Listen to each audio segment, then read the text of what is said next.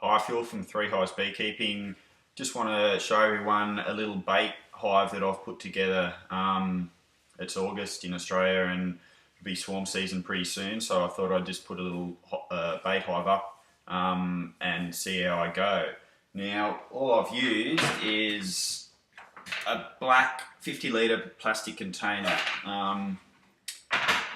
It was from Bunnings. I didn't want to spend much money on it because I may not catch any bees. So what I did is just went to Bunnings. It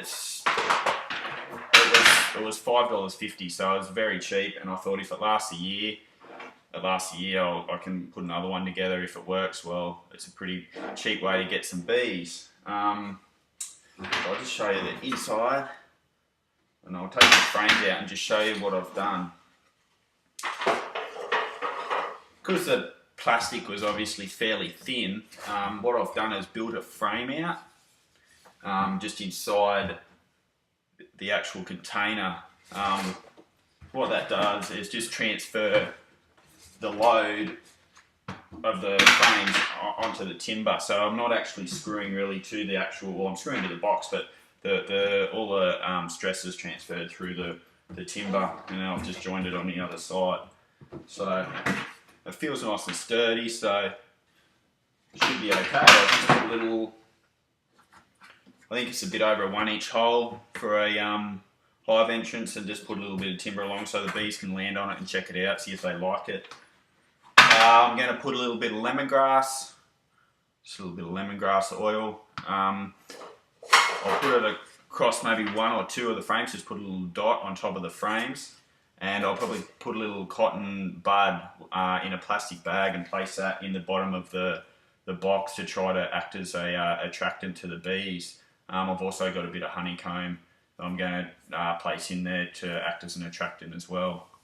We've got a little nature corridor out the front of our house and a few fairly large trees, so I'm just going to install it in one of those and see how it goes. I'll probably put it about 3 meters above the ground. Yeah, I'll face it in the east, facing east, on the south side of the tree. The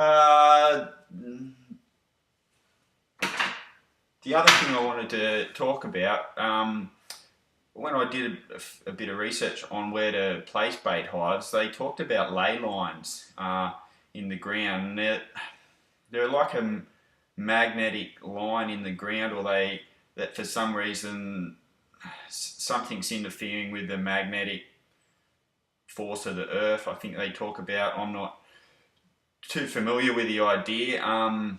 They've used dowsing rods, which are used to find ley lines, to find water in the ground, like the water streams underneath the earth. And my thinking behind maybe why the bees like it, where these ley lines supposedly lay, is that there's actually water under the ground, and that is changing.